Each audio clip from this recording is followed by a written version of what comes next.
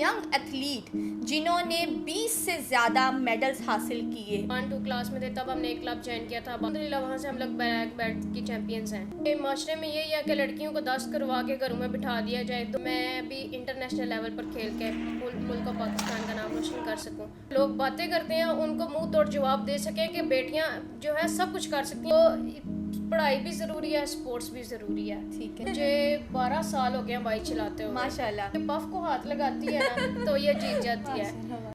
जहां खेल के मैदान आबाद होते हैं वहां हॉस्पिटल्स वीरान होते हैं। नाज़रीन, खेल का मैदान हो या तालीमी मैदान, ख़वातीन कभी भी मर्दों से पीछे नहीं रही। नाज़रीन, इसी मिसाल को कायम किया है एक यंग एथलीट मिस जन्नत मिर्ज़ा ने, जिनको फ़ख्र पाकिस्तान कहा जाए तो भी कम ना होगा। नाज़रीन, आज हमारे साथ मौजूद है एक यंग एथलीट जिन्होंने 20 से ज़्यादा मेडल्स हासिल किए। Badminton, karate, cycling, martial arts में डिफरेंट तरह के मेडल्स तो हासिल किए और बहुत सारे सर्टिफिकेट्स भी हासिल किए। अगर मेडल्स की बात की जाए तो 6 गोल्ड मेडल, 6 सिल्वर मेडल और बेशुमार ब्रॉन्ज मेडल भी हासिल किए। अस्सलाम वालेकुम मिस। वालेकुम अस्सलाम। Welcome to GNC global channel. पहले तो आपके आने का बहुत शुक्रिया, अपना कीमती वक्त देने का। और बाकी जो हमारे नाज़रीन देख रहे हैं उनको बताइएगा कि जन्नत सैफ असल में कौन है, क्योंकि लोग आपको स्क्रीन पे देखते हैं, लोगों ने आपको बहुत सारी अचीवमेंट्स करते हुए देखा, लेकिन रियलिटी में आप ज़रा अपना बताएं कि इब्तदाई तलीम और सारी चीज़ें, कि आप कहाँ से बिलोंग करती हैं और आप कौन हैं। अस्सलाम वालेकुम, मेरा नाम जन्नत सैफ है। मैं सैफ अली की बेटी हूँ। मैं गुजरात से हूँ। बेसिकली मेरी जो क्लास मैट्रिक की है वो मैंने दी एग्जा स्कूल शादमान कैंपस से किया है। मैंने इंटर जो है वो Punjab college women campus Shadman से किया है और यूनिवर्सिटी ऑफ गुजरात से मैंने फ़िज़िकल एजुकेशन में अपनी ग्रेजुएशन कंप्लीट की है। अच्छा मिस, ये तो आपने अपनी जो है एजुकेशन के बारे में बताया है, आपने इतने मेडल्स हासिल किए, तो मुझे ये बताएं कि स्टार्ट से ही ड्यूरिंग स्टडी ही आपको इन चीज़ों का शौक़ था या बाद में जाके आपने इन चीज़ों को अडॉप्ट किया। शुरू से ही जब हम छोटे थे ना तब से ही हमारे पेरेंट को शौक़ था कि हमारी बेटियां जो आगे बढ़ें।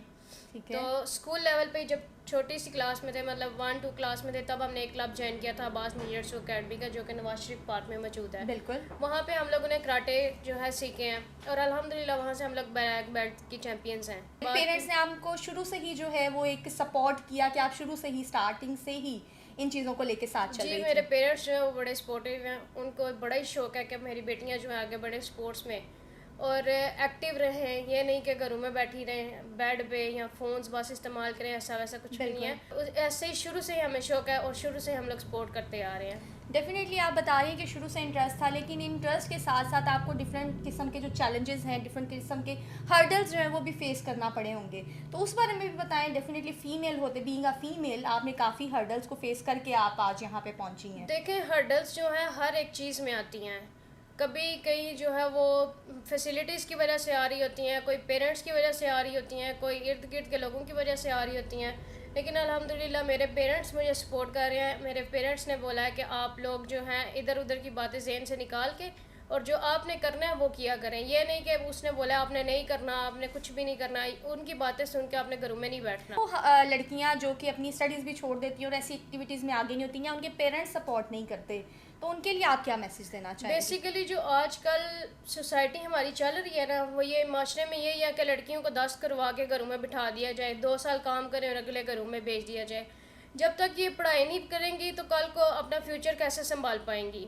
तो मेरी हर पेरेंट से गुजारिश है कि खुदारा अपनी बेटियों को घरों से बाहर निकलने दें ताकि वो माशरे का सामना कर सकें। इसीलिए और जो है ये जो लोग बातें करते हैं उनको मुंह तोड़ जवाब दे सकें कि बेटियां जो है सब कुछ कर सकती हैं, सिर्फ बेटे ही नहीं कर सकते। लेकिन यहाँ पे कुछ अभी भी लोग ऐसे हैं जो कि एक अजीब से माइंडसेट से होते हैं, जो कि ये समझते हैं कि शायद हमने बेटियों को बस पढ़ा दिया है और अब उनको बेसिक घर के काम सिखाए जाएं, वो क्या ये खेल कूद करके या इस तरह की एक्टिविटीज़ में पार्टिसिपेट करके क्या ही कर लेंगी। आपने उन लोगों के लिए भी मिसाल कायम कर दी है जो कि इस तरह का सोचते हैं, उनके लिए क्या कहना है। उनसे मेरी यही गुजारिश है कि अपनी बेटियों को घरों से बाहर निकल दें ताकि वो भी फिज़िकल एक्टिविटीज़ में आएँ, वो भी स्पोर्ट की तरफ आएँ और अपने मुल्क का नाम और अपने पेरेंट्स का नाम रोशन करें। तो आप फिजिकली भी एक्टिव रहेंगे। फिजिकल भी एक्टिव रहेंगे तो फिर जो है हम लोग, हमारा माइंड भी फ्रेश रहेगा, हम हर चीज़ जो है इजीली सॉल्व कर सकेंगे। अच्छा, डेफिनेटली आपने बड़ा अच्छे से एक्सप्लेन किया कि काफ़ी हर्डल्स भी फेस करने पड़े, लेकिन आपके साथ एक बैकबोन आपकी थी।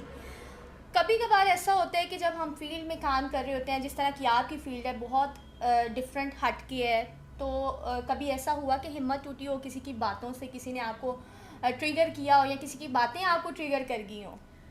अभी तक तो ऐसा वैसा कुछ नहीं हुआ, क्योंकि मेरे पेरेंट्स अगर मुझे सपोर्ट करते हैं ना, तो मेरे लोगों की बातों की तरफ नहीं कभी ध्यान दिया।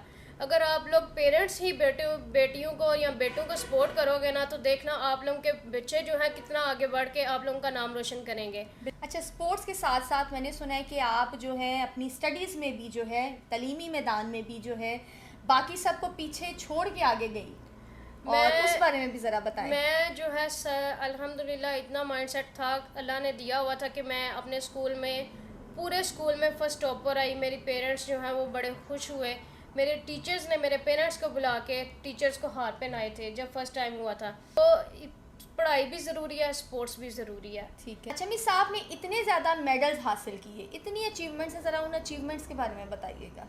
मेरे पास जो है बहुत सारे मेडल्स हैं, ट्रॉफीज़ हैं, इवन के कैश प्राइज़ भी मौजूद है। माशाल्लाह। मैंने स्टार्ट से जब किया था बैडमिंटन भी किया है, मार्शल आर्ट्स भी किया है। जो मेरी मेन गेम है वो बैडमिंटन और मार्शल आर्ट्स हैं। इवन कि मैं एक स्पोर्ट्स की प्लेयर हूँ और एक स्पोर्ट्स की स्टूडेंट हूँ, क्योंकि मैंने डिग्री अपनी कंप्लीट की है physical education and sports sciences department से, यूनिवर्सिटी ऑफ गुजरात से।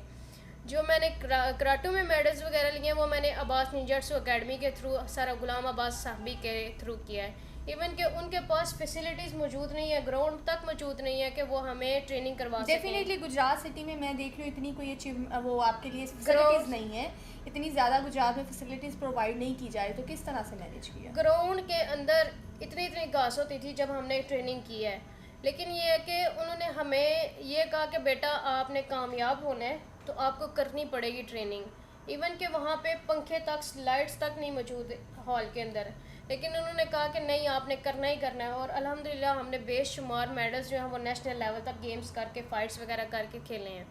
कोई ऐसा मेडल या कोई ऐसी अचीवमेंट जिसकी आपको खुशी जो है ना बहुत अलग सी महसूस हो, जो आपने सोचा भी ना हो और वो आपको मिला हो?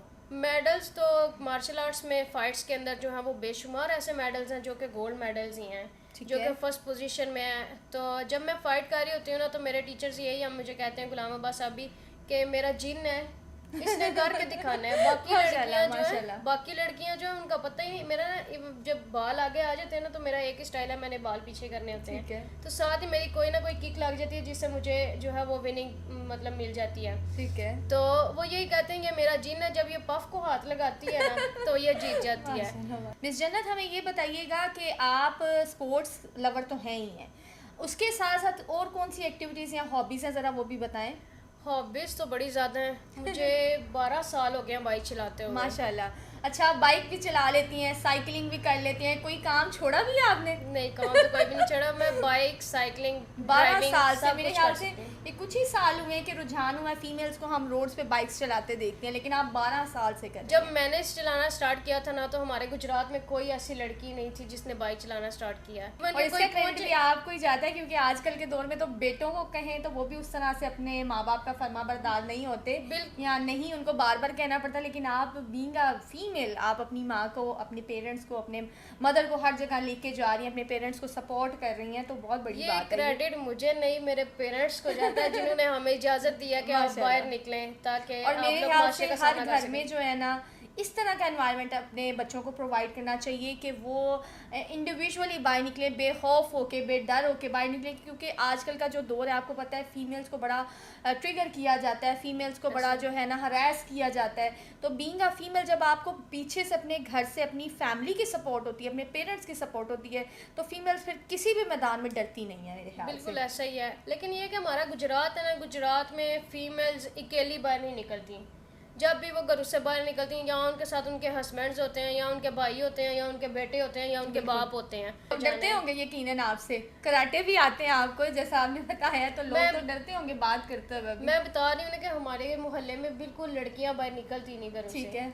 इवन के वो रिक्शा जो है वो गेट तक आना है, गेट से ही लेके जाना है और गेट पे ही आके उतारना है, बस घर से अंदर बाहर और बाहर से घर वापस, ये चीज़ है। अच्छा मिस, राइट नाउ आप अभी क्या कर रही हैं? मैं अभी रिसेंटली जो है वो जॉब स्टार्ट की है। ग्रेजुएशन कंप्लीट होने के बाद मुझे जॉब मिली है तो मैंने वो स्टार्ट की है पिप स्कूल गुजरात में। ठीक है, आप बच्चों को ट्रेन कर रही हैं बाकायदा, तो कैसा एक्सपीरियंस जा रहा है आपका ये? एक्सपीरियंस अभी आहिस्ता आहिस्ता, मतलब अभी फ़र्स्ट टाइम है तो आहिस्ता आहिस्ता ही आएगा। ठीक है, माशाल्लाह। अच्छा, मुझे ये बताइएगा कि अब आपके फ्यूचर प्लान्स क्या हैं? फ्यूचर प्लान्स यही है कि अपनी गेम को जारी रख सकूं, मैं अभी इंटरनेशनल लेवल पर खेल के मुल्क और पाकिस्तान का नाम रोशन कर सकूं और अपने पेरेंट्स का नाम रोशन कर सकूं। इंटरनेशनल गेम प्ले करने के लिए तो डेफिनेटली आपको अच्छे खासे फंड्स की भी ज़रूरत होगी। अभी तक गवर्नमेंट ने कोई सपोर्ट किया? अभी तक तो कुछ भी ऐसा वैसा सपोर्ट नहीं किया, लेकिन मेरी गुजारिश है मरीम नवाज से, शहबाज शरीफ से, गवर्नमेंट से कि हमें सपोर्ट करें और हम भी अपने मुल्क का नाम रोशन कर सकें। चला ये तब ये जब सारी चीज़ें आपके एक सपोर्ट में हों, डेफिनेटली हुकूमत भी आपको सपोर्ट करे। अच्छा मिस, वो ख़वातीन जो कि इस फील्ड में हैं या इस फील्ड को अडॉप्ट करना चाहते हैं, इस फील्ड में आना चाहती हैं, उनको क्या मैसेज देना चाहेंगी आप? जो ख़वातीन इस फील्ड में हैं वो अपनी प्रैक्टिस को कंटिन्यू रखें और जो है अपनी फ़िज़िकल हेल्थ को बेहतर बनाएं और पाकिस्तान का नाम जो है वो रोशन करें, नेशनल लेवल पर भी और इंटरनेशनल लेवल पर भी। और जो ख़वातीन इस फील्ड में आना चाहती हैं, जो इंटरेस्टेड है अपनी स्पोर्ट्स को लेके, वो भी अपने पेरेंट्स की इजाज़त के मुताबिक, अपनी पेरेंट्स की सपोर्ट के मुताबिक आगे बढ़ें, क्लब्स को ज्वाइन करें और जो है अपनी ट्रेनिंग्स को जारी रखें, अपने आप को फ़िज़िकल फ़िट रखें और ताकि वो भी मुल्क का नाम रोशन कर सकें आगे बढ़कर। बहुत शुक्रिया मिस जन्नत सैफ आपका आने का।